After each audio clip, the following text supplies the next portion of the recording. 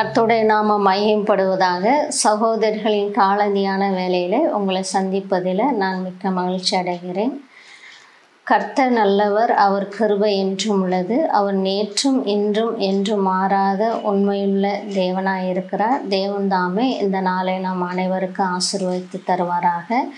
நம்மளுடைய சிந்தனைக்கு லூக்கா 18ஆம் அதிகாரம் 10ஆம் வசனம் முதல் 14 வசனம் வரை நாம் வாசித்து தியானிப்போம்.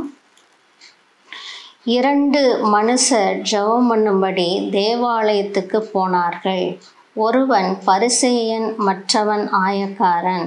பரிசேயன் நின்று, தேவனே, நான் பரிகாரர், ஆயக்காரர், விபச்சாரக்காரர் ஆகிய மற்ற மனுஷரைப் போலவும் இந்த ஆயக்காரனைப் போலவும் இராதபடியினால் உம்மை ஸ்தோத்திரிக்கிறேன்.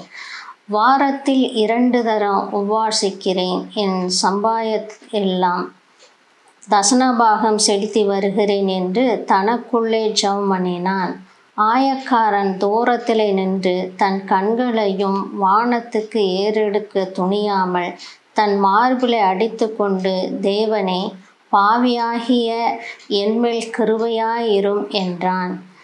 அவனே அல்ல, இவனே நீதிமானாக்கப்பட்டவனாய் தன் வீட்டுக்கு திரும்பி போனான் என்று உங்களுக்குள்ளே சொல்கிறேன்.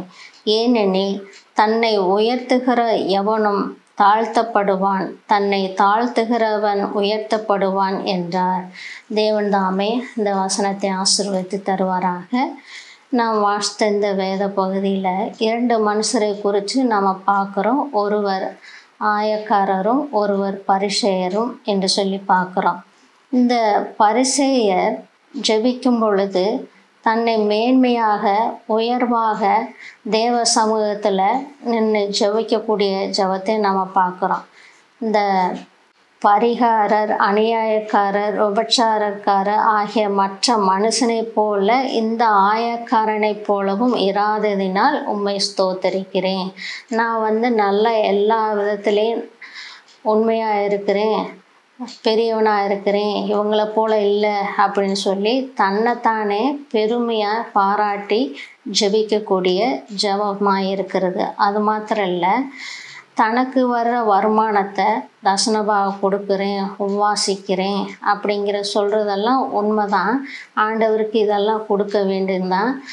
உபவாசம் இருக்கணும், தசனபாக கொடுக்கணும், ஆண்டவருக்கு உண்மையாக இருக்கணும், நல்லது தான். ஆனால் இவர் ஏறெடுக்கிற ஜெபம் தன்னை தாழ்த்தாமல் தன்னைத்தானே புகழ்ந்து மேன்மையை பாராட்டி அப்படி ஜெபிக்கிற ஜெபத்தை நாம் இங்கே பார்க்குறோம்.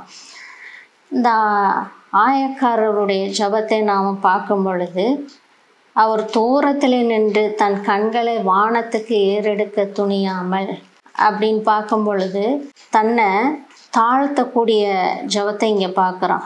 மார்பிலை அடித்து கொண்டு, பாவியாகிய என்மேல் கிருபையாயிரும். பாவங்களை மன்னிக்க சொல்லி ஜெபிக்க வேண்டும்.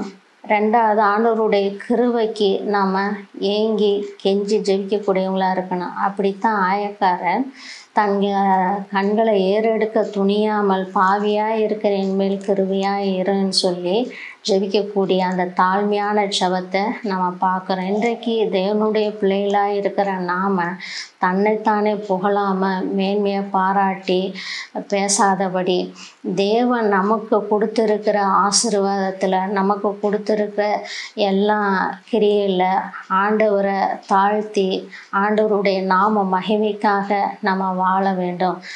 அப்படி இவங்க 2 பேரும் ஜெபம் பண்ணுற ஜெபத்தை தேவன் கேட்டு அதுக்கு பரிசேயர்காரருக்கு ஜெபத்துக்கு ஆண்டவர் பதில் தரவில்லை. ஆயக்காரருடைய ஜெபத்தை இவனே நீதிமானாக்கப்பட்டவனாய் தன் வீட்டுக்கு திரும்பி போனான் என்று சொல்லி பார்க்குறோம். அப்போது தன்னை தாழ்த்தி ஜெபம் பண்ணும் பொழுது தேவன் உயர்த்தக்கூடியவராக இருக்கிறார். நம்ம ஜெபத்தை கேட்கக்கூடியவராக இருக்கிறார். தேவனுடைய பிள்ளைகளாக இருக்கிற நாமளும் நம்ம ஆண்டவர் சமூகத்தில் தன்னை தாழ்த்தி ஜெபம் பண்ணும் பொழுது ஆண்டவர் அந்த ஜெபத்தை கேட்கக்கூடியவராக இருக்கிறார். நம்மளையும் அப்படி உயர்த்தக்கூடியவராக இருக்கிறார்.